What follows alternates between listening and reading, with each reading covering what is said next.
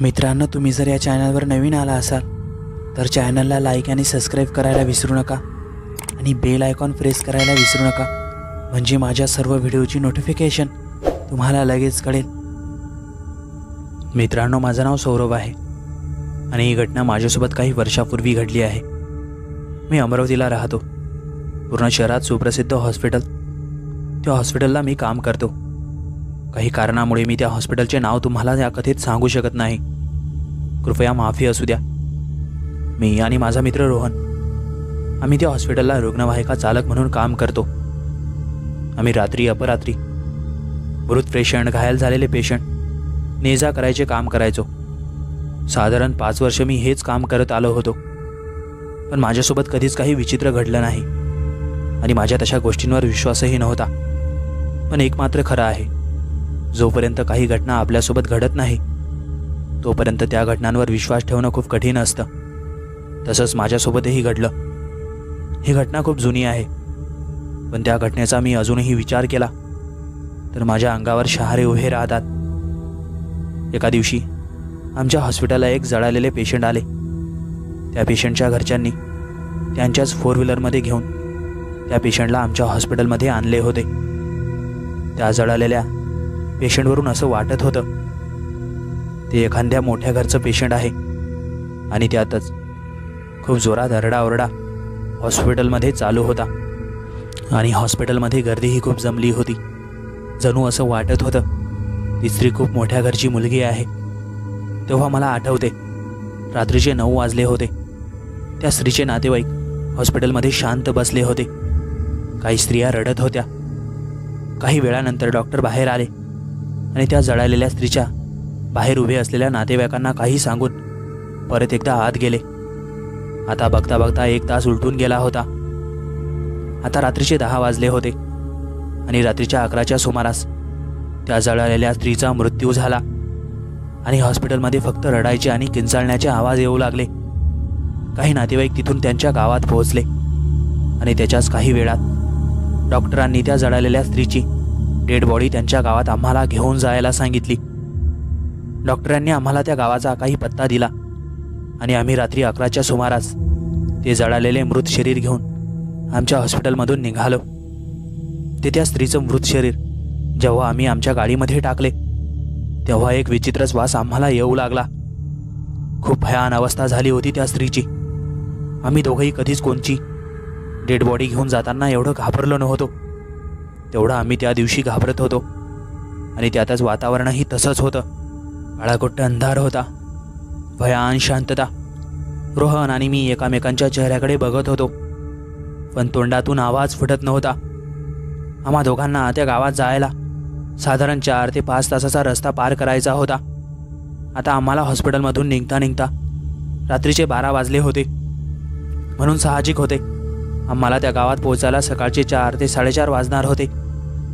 आता सुन्न अंधार आणि त्यातच आमची गाडी त्या हायवेने चालत होती आणि त्यातच आजूबाजूला खेडेगावे होते, त्यामुळे सर्व रस्ता सुन्न होता।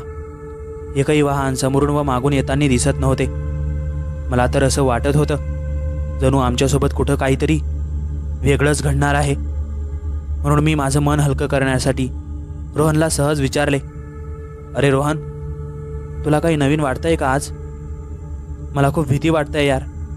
माझं एवढं ऐकताच रोहन मला लगेच म्हणाला, मला पण तसंच वाटत आहे यार। जेव्हापासून आपण हे जळालेले मृत शरीर घेऊन हॉस्पिटलमधून निघालो, पण पुढं आम्ही आमच्या मनाची सांत्वना करत एकामेकांना सांगू लागलो, आजचा दिवसच तसा असेल, जाऊ दे, आणि पुढे प्रवास करत होतो। आम्ही काही पुढं आल्यावर आमच्या कानी एक अभद्र आवाज येऊ लागला। त्या आवाजावरून असं भासत होतं एखादी प्रेत यात्रा समोरून येत आहे।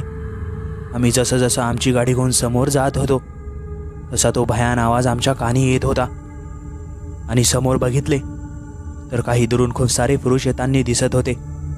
आता आम्हाला कळाले होते ते गावातील कोणाची तरी प्रेत यात्रा आहे, पण रात्र खूप झालेली होती आणि एवढ्या रात्री प्रेत यात्रा, आम्ही ते बघून थोडा आश्चर्यित झालो, कारण रात्रीचा 1 वाजत होता।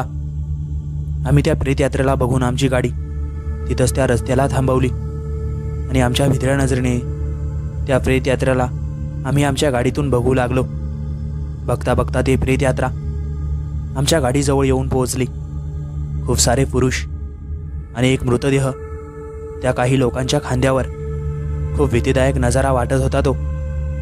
ते प्रेत यात्रा आमच्या गाडीच्या काही लांब गेल्यावर आम्ही आता तिथून आमची गाडी घेऊन आमच्या प्रवासाला निघालो. तशीच परत शांतता रस्त्याने भासत होती.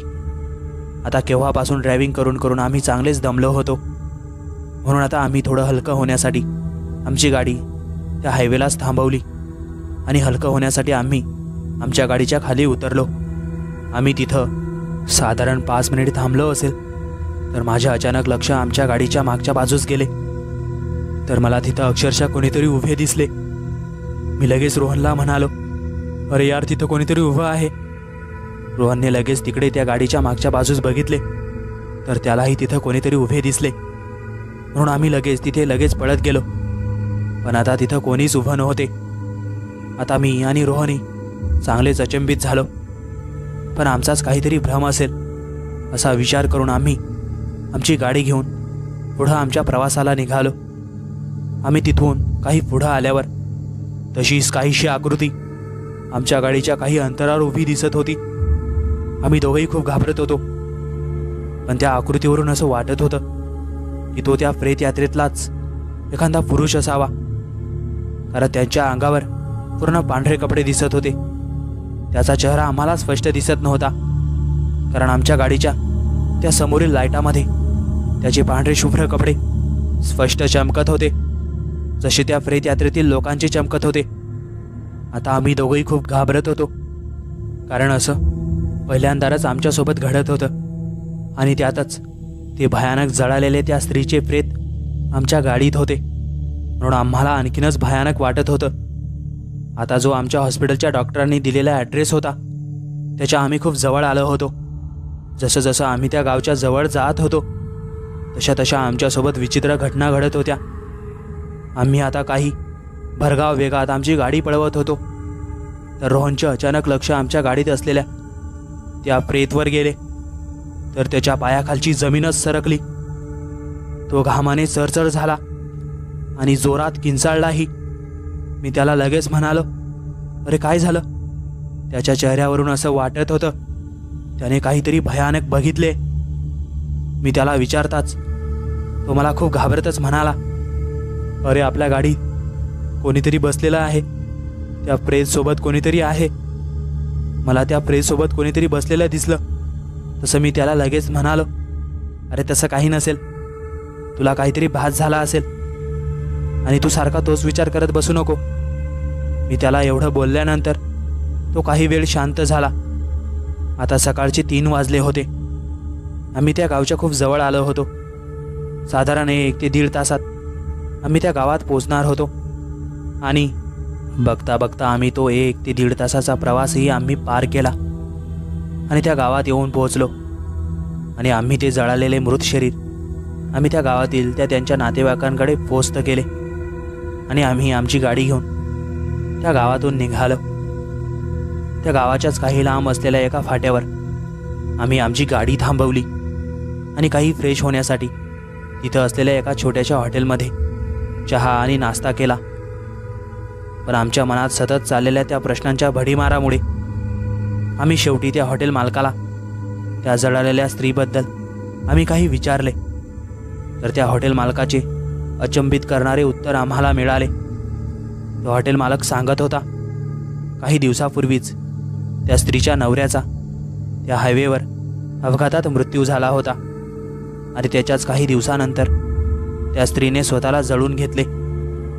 हे सर्व ऐकल्यानंतर तो रात्री घडलेला प्रकार काय होता आम्हा दोघांच्याही लक्षात आला आणि आम्ही तिथून सरळ आमच्या घरी आलो. मित्रांनो, या घटनेवरून एक मात्र सिद्ध होते, काही जीवापाड प्रेम करणारे व्यक्ती सतत आपल्यासोबत असतात व ते त्यांची जाणीव आपल्याला होऊ देत नाही. मित्रांनो, ही कथा तुम्हाला कशी वाटली नक्कीच कमेंटद्वारे कळवा.